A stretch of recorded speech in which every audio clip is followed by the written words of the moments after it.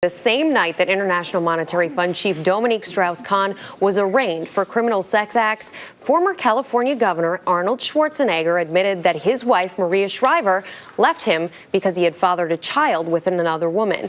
After a week of the headlines we've had, the cover of Time magazine sums up the events. What makes powerful men act like pigs? Time magazine executive editor Nancy Gibbs joins us to shed some light on the issue. Great to have you with us, Nancy. Nice to be here. And the article's fantastic, I must say, but how do you answer the question?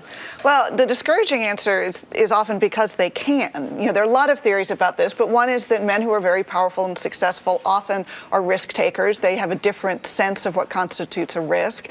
They're surrounded by people who are inclined to protect them, often from their own misjudgment and misbehavior.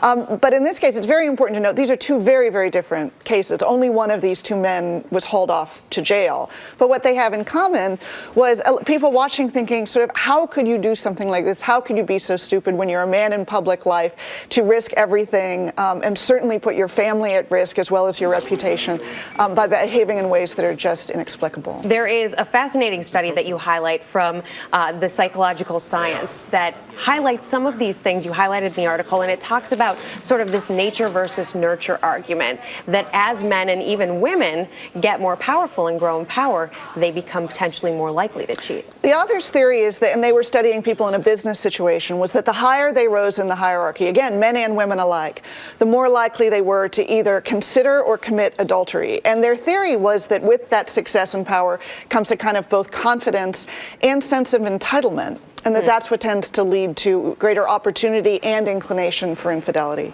You also raise in the article the fact that neither Arnold Schwarzenegger nor Dominique Strauss-Kahn, neither of them have this reputation as, you know, upstanding individuals when it comes to their relationships with women, and yet they are still entrusted with massive amounts of power.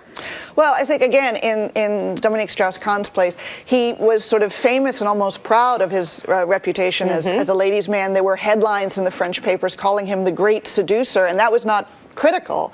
But again, in this case, if these charges prove to be true, it is so far over the line from being a ladies' man. He's not being accused of being a player. He's being accused of being a predator, actually a violent criminal. That is a good point. So I don't think he would have been as successful, obviously, if people had thought, oh, he is capable of this kind of behavior. Right. It's a significant distinction. But it is interesting, you know, even his wife, Anne Sinclair, discusses the fact, Dominique Strauss's wife, Kahn's wife, discusses the fact that he finds that her discussion of his seduction makes him more interesting and a more powerful candidate. She said, you know, a politician needs to be able to seduce. But again, I think, you know, she has stood by his side. She has said she cannot believe that these charges are true. And I think, you know, of course, we have to take that at face value, that this conduct that he's accused of is of a completely different nature than the notion that he is someone who is very seductive, who women are attracted to. Nancy Gibbs, thank you so much for joining us. Fascinating article. Go out and get it.